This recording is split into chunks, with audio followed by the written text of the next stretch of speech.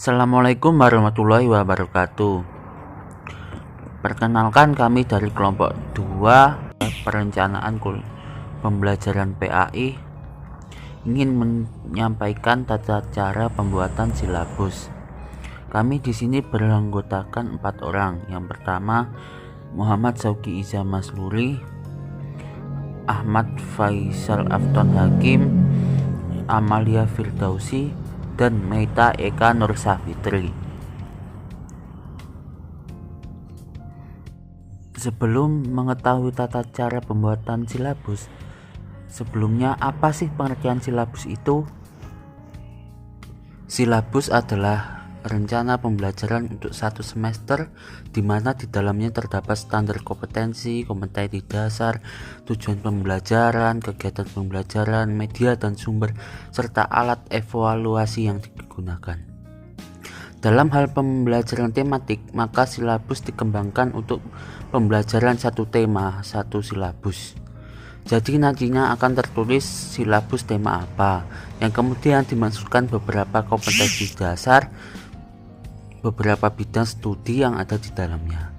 Silabus bermanfaat sebagai pedoman dalam mengembangkan pembelajaran, seperti pembuatan rencana pembelajaran, pengelolaan kegiatan pembelajaran, dan pengembangan sistem penilaian, yang mana silabus merupakan sumber pokok dalam penyusunan rencana pembelajaran. Berikut ini adalah langkah-langkah dan penjelasan pembuatan silabus SMP kelas 8. Pertama, kita harus menuliskan identitas silabus pembelajarannya. Yang pertama, nama sekolah.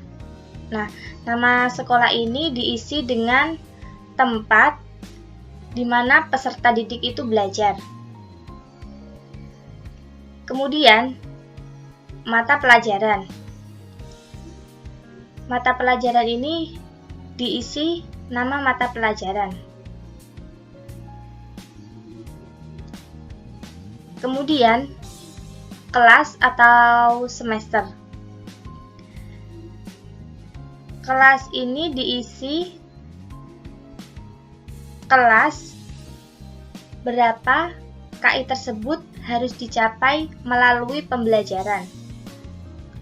Untuk yang selanjutnya, standar kompetensi. Standar kompetensi ini diambil dari standar isi atau standar kompetensi dan kompetensi dasar mata pelajaran. Nah, di sini ada 9 kolom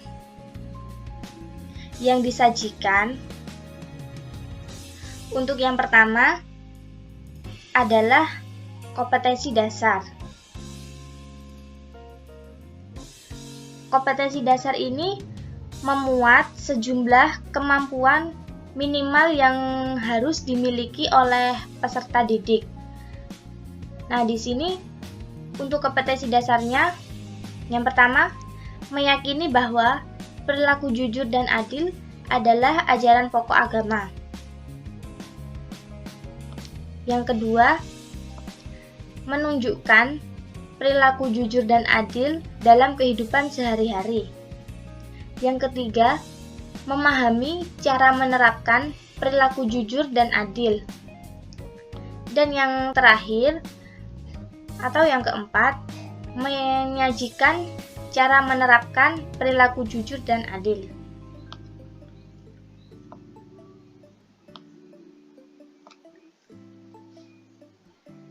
Untuk yang selanjutnya, kolom yang kedua, yaitu materi pokok atau pembahasan. Materi pokok ini memuat materi pokok hasil penjabaran dari masing-masing KD yang telah dirumuskan sebelumnya. Nah, di sini dalam kompetensi dasar yang pertama,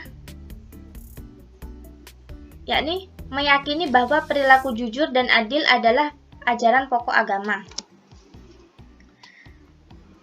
Maka, di materi pokok ini atau pembahasan dituliskan perilaku jujur dan adil. Di sini pada kompetensi dasarnya untuk semuanya memuat satu materi pokok, yaitu perilaku jujur dan adil. Baik, selanjutnya saya akan menjelaskan tentang bagaimana cara merumuskan kegiatan pembelajaran dan indikator pencapaian kompetensi. Dalam mengembangkan kegiatan pembelajaran, kita harus tahu dulu kegiatan pembelajaran itu untuk apa. Yaitu kegiatan pembelajaran dirancang untuk memberikan pengalaman belajar yang melibatkan proses mental dan fisik melalui interaksi antar peserta didik dengan guru, dengan lingkungan, dan juga sumber belajar lainnya. Dalam rangka pencapaian kompetensi dasar, pengalaman belajar yang dimaksud dapat terwujud melalui penggunaan pendekatan pembelajaran yang bervariasi dan berpusat pada peserta didik. Jadi, ada kriteria dalam mengembangkan kegiatan pembelajarannya, yaitu yang pertama, kegiatan pembelajaran disusun bertujuan untuk memberikan bantuan kepada para pendidik, khususnya guru ya, agar dapat bekerja dan melaksanakan proses pembelajaran secara profesional sesuai dengan tuntutan kurikulum.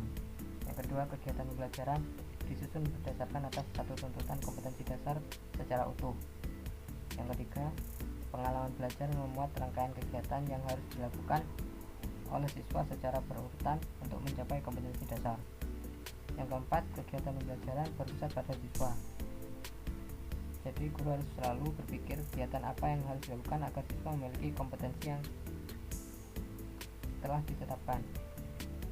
Yang kelima yaitu materi kegiatan pembelajaran dapat berupa pengetahuan, sikap, maupun keterampilan.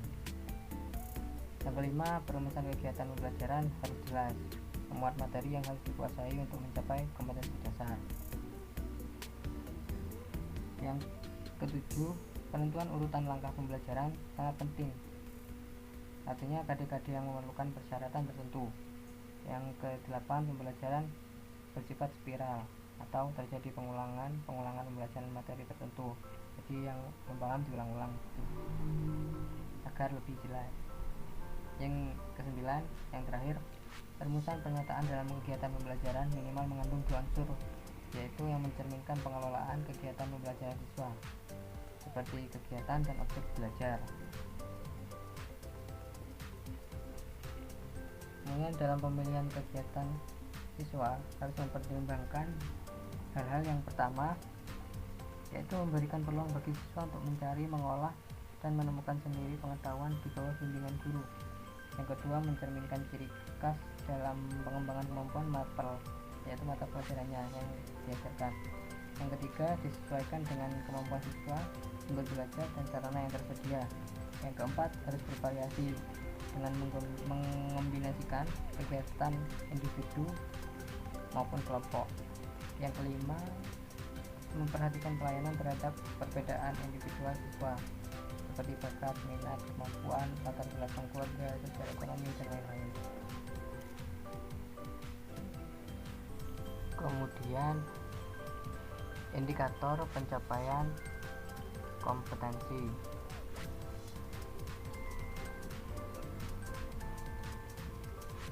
Cara merumuskan indikator pencapaian kompetensi yaitu kita harus mengetahui apa yang dimaksud dengan indikator.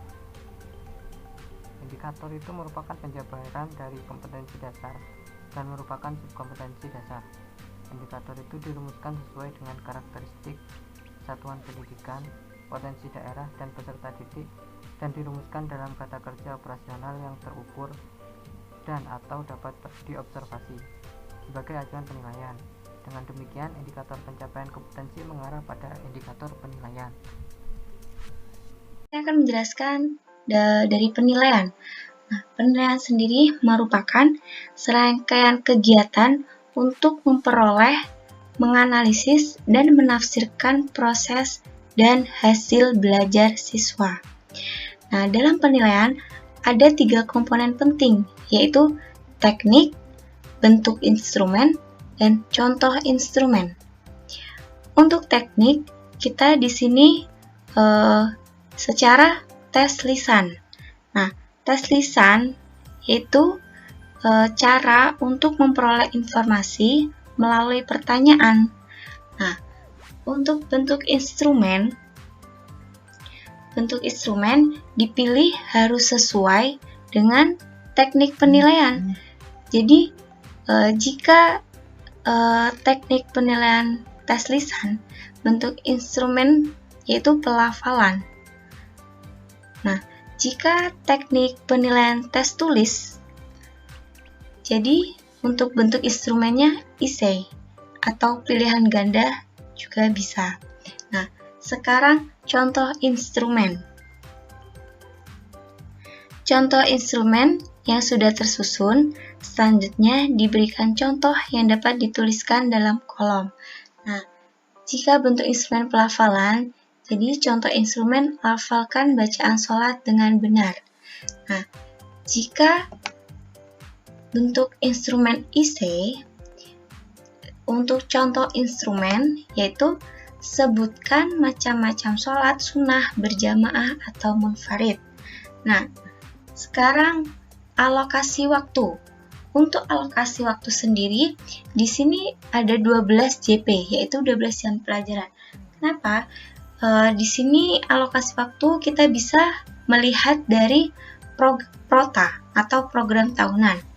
Nah, selanjutnya sumber belajar.